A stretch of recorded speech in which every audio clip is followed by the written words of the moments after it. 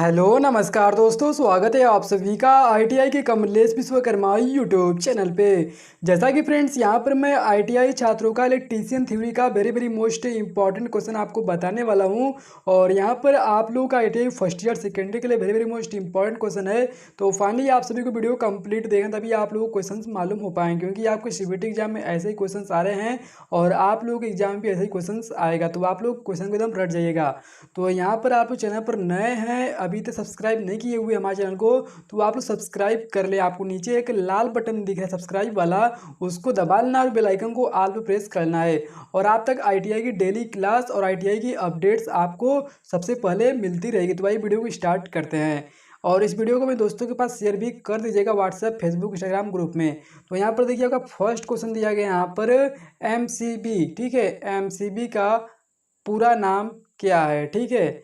तो वही आपको बताना है। तो यहाँ पर आपकी ऑप्शन ए है मिडिल सर्किट ब्रेकर, बी है मेन सर्किट ब्रेकर, और सी है मिनिएचर सर्किट ब्रेकर, और डी है मेन लाइन करंट ब्रेकर।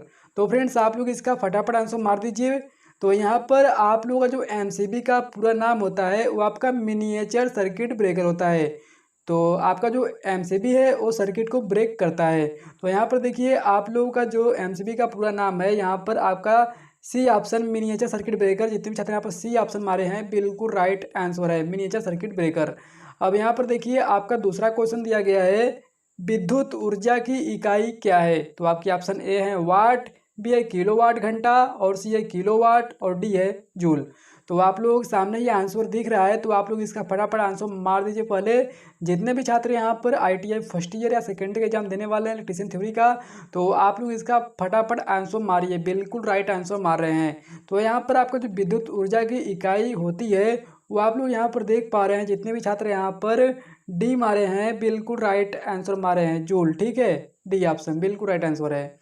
अब यहाँ पर देखिए आप लोगों का दिया गया तीसरा क्वेश्चन एक वोल्ट समान होता है। तो आपके ऑप्शन ए है एक जूल के, बी है एक कुलाम के, और सी है एक कुलाम प्रति जूल के, और डी है एक जूल प्रति कुलाम के। तो आप लोग थर्ड क्वेश्चन का फटाफट आंसर मारिए। तो यहाँ पर देखिए आप लोगों का जो आंसर निकल गया थर्ड क्वेश्चन का, यहाँ पर डी ऑप्शन जितने छात्र हमारे हैं एक जूल प्रति कुलाम के, बिल्कुल राइट आंसर डी होता है। अब यहाँ पर आपका 4 नंबर क्वेश्चन दिया गया जो कि वेरी मोस्ट इंपॉर्टेंट इलेक्ट्रीशियन के लिए। तो यहाँ पर देखिए ट्रांसफार्मर कार्य करता है, ठीक है। चाहे आप इलेक्ट्रीशियन से हो, वायरमैन से हो, ठीक है। फाइनली यहाँ पर आप लोगों के लिए यहाँ पर क्वेश्चन है इलेक्ट्रॉनिक मैकेनिक में भी आप लोगों का आ सकता है। ट्रांसफार्मर कार्य करता है, आपके ऑप्शन ए है एसी, बी है डीसी, सी है दोनों, और डी है किसी पर नहीं। तो आप लोग इसका फटाफट आंसर मारिए। आप लोग वेरी मोस्ट इंपॉर्टेंट क्वेश्चन है, ट्रांसफार्मर कार्य करता है एसी या डीसी या दोनों पे। तो यहाँ पर आपका जो आंसर निकल के आता है वो आपका ए ऑप्शन, ट्रांसफार्मर जो है आपका एसी पर काम करता है, ठीक है। और एसी का फुल फॉर्म होता है अल्टरनेटिव करंट, और इसे हिंदी में प्रत्यावर्ती धारा कहते हैं। और डीसी का जो होता है डायरेक्ट करंट होता है, ठीक है, सीधी। अब यहाँ पर आपका 5 नंबर क्वेश्चन दिया गया है इम्पीडेंस का मात्रक है। तो आपकी ऑप्शन ए है मैक्सवेल, बी है कूलाम, और सी है होम, और डी है वेबर। तो फ्रेंड्स यहाँ पर इम्पीडेंस का आपको यूनिट बताना है, मात्रक इम्पीडेंस का। तो आप लोग इसका फटाफट आंसर पहले मारिए, आपके सामने आंसर दिख रहा है। तो आप लोग यहाँ पर जो आंसर मारे हैं सी ऑप्शन अगर मारे हैं तो बिल्कुल राइट आंसर आपका ओम होगा, ठीक है। इम्पीडेंस का मात्रक ओम होता है, बिल्कुल राइट आंसर है। अब यहाँ पर आपका 6 नंबर क्वेश्चन दिया गया है परिपथ में कौन विद्युत धारा के बदलाव को रोकता है। तो आपकी ऑप्शन ए है कंडक्टर, बी है कैपेसिटर, और सी है रजिस्टर, और डी है इंडक्टर। तो फ्रेंड्स आप लोग इसका फटाफट आंसर मारिए।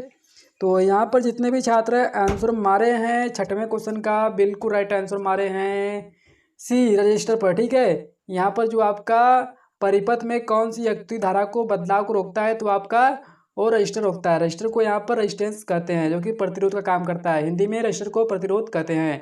तो इसलिए आपका सी ऑप्शन जिसे छात्र हमारे रजिस्टर को बिल्कुल राइट आंसर है। अब यहाँ पर आपका 7 नंबर क्वेश्चन दिया गया है ट्रांसफार्मर परिवर्तित करता है। आपके ऑप्शन ए है शक्ति को, बी है वोल्टेज को, सी है आवृत्ति को, डी है प्रतिरोध को। तो फ्रेंड्स यहाँ पर जो ट्रांसफार्मर होता है वो परिवर्तित करता है, वही आपको बताना है। आपके सामने आंसर दिख रहा है, तो आप लोग इसका आंसर फटाफट मार दीजिए बिना कहे। तो यहाँ पर देखिए आप लोगों का जितने छात्र यहाँ पर बी ऑप्शन मारे हैं वोल्टेज, बिल्कुल राइट आंसर है। यहाँ पर जो आपका ट्रांसफार्मर होता है वो पहले तो आपका एसी पर कार्य करता है, और ट्रांसफार्मर जो है वो वोल्टेज को हाई तथा लो करता है, तो इसलिए आपका वोल्टेज पर को परिवर्तित करता है। बिल्कुल राइट आंसर है। अब यहाँ पर 8 नंबर क्वेश्चन दिया गया है, निम्न में से कौन सा दिष्ट धारा का अनुप्रयोग है? तो आपकी ऑप्शन ए है इलेक्ट्रोप्लेटिंग, बी है आर्क वेल्डिंग, सी है बैटरी चार्जिंग और डी है यह सभी।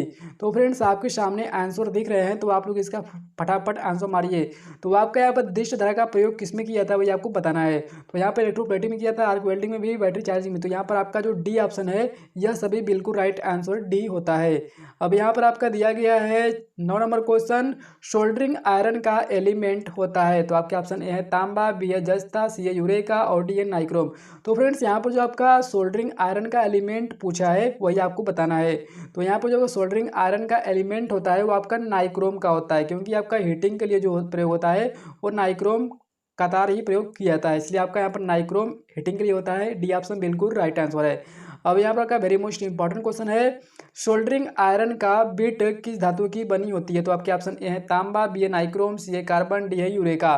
तो फ्रेंड्स अगर आपका एलिमेंट पूछे तो आप लोग नाइक्रोम बताएंगे, अगर आपका बिट पूछे कि सोल्डरिंग आयरन का बिट किस धातु की बनी होती है तो आपका कॉपर, कॉपर को हिंदी में क्या कहते हैं? तांबा कहते हैं। ठीक है, इसलिए आपका यहाँ पर ए ऑप्शन बिल्कुल राइट आंसर है, कॉपर। अब यहाँ पर आपका 11 नंबर क्वेश्चन दिया गया है, सिंगल फेज एसी मोटर में कंडेंसर का उपयोग किस कारण से किया जाता है? तो आपके ऑप्शन ए हानियां कम करने के लिए, बी है धारा कम करने के लिए, सी है फेज स्प्लिट करने के लिए और डी है उपर्युक्त सभी। तो यहाँ पर आप लोग इसका पहले आंसर मार दीजिए। तो यहाँ पर देखिए जितने छात्र यहाँ पर सी ऑप्शन मारे हैं फेज स्प्लिट करने के लिए, बिल्कुल राइट आंसर सी होता है। अब यहाँ पर आपका 12 नंबर क्वेश्चन दिया गया है, वेरी मोस्ट इंपॉर्टेंट है, डीसी जनरेटर का कार्य सिद्धांत क्या है? यहाँ पर डीसी जनरेटर का कार्य सिद्धांत क्या है वही आपको बताना है। आपके ऑप्शन ए है ओम के नियम, बी है अनोन प्रेरण और सी है फैराडे का विद्युत चुंबकीय प्रेरण और डी है क्लार्क का सिद्धांत। तो फ्रेंड्स यहाँ पर आपका जो सी ऑप्शन है फैराडे का विद्युत चुंबकीय प्रेरण के सिद्धांत पर कार्य करता है, इसलिए आपका सी ऑप्शन बिल्कुल राइट आंसर है। अब यहाँ पर आपका 12 नंबर क्वेश्चन दिया गया है, रजिस्टेंस की इकाई होती है? तो आपकी ऑप्शन ए है ओम, बी है होम मीटर और सी है मो और डी है शाइन। तो फ्रेंड्स आप लोगों का जो इसका आंसर दिया गया है होम, रेजिस्टेंस का यूनिट होता है आपका वो होम होता है। ठीक है, प्रतिरोध का इकाई ओम होता है, बिल्कुल राइट आंसर ए ऑप्शन है। अब यहाँ पर आपका 13 नंबर क्वेश्चन दिया गया है, वोल्टेज रेगुलेशन में उपयोग? ए ऑप्शन है जेनर डायोड, बी है विभवांतर, सी है फ्यूज और डी है रिले। तो यहाँ पर जब का वोल्टेज रेगुलेशन में उपयोग किया जाता है तो यहाँ पर आपका जेनर डायोड का प्रयोग किया जाता है, ऑप्शन ए बिल्कुल राइट आंसर है। अब यहाँ का 14 नंबर क्वेश्चन दिया गया है, डीसी जनरेटर में ब्रश होते हैं? तो आपके ऑप्शन ए है कार्बन के, बी है अभ्रक के, सी है सिलिकॉन के और डी है चुंबक के। तो फ्रेंड्स यहाँ पर जो भी आपका ब्रश लगता है, चाहे आपका मोटर हो जनरेटर हो, वो आपका कार्बन के लगता है, इसलिए आपका यहाँ पर कार्बन बिल्कुल राइट आंसर, ए बिल्कुल राइट आंसर है। ठीक है, अब यहाँ पर आपका 15 नंबर और लास्ट क्वेश्चन है। तो लास्ट क्वेश्चन स्टार्ट करने से पहले जो भी छात्र चैनल पर नए हैं तो आप लोग सब्सक्राइब कर लीजिए हमारे चैनल को और बेल आइकन को ऑल पे प्रेस कर लीजिए, क्योंकि आपको डेली क्लास चलती है और आईटीआई की कोई भी अपडेट्स आती है तो आपको सबसे पहले उसकी जानकारी आपको बिल्कुल सही दी जाती है। तो यहाँ पर आपका 15 नंबर क्वेश्चन दिया गया, मोटर वाइंडिंग में उपयोग होने वाली टेप होती है? तो आपके ऑप्शन ए है एम्पायर टेप, बी है कार्टन टेप और सी है फाइबर ग्लास टेप और डी है ये सभी। तो फ्रेंड्स यहाँ पर जो मोटर की वाइंडिंग की जाती है उसमें सभी ये टेप यूज कर सकते हैं, इसलिए आपका यहाँ पर डी ऑप्शन सभी बिल्कुल राइट आंसर सभी है। धन्यवाद।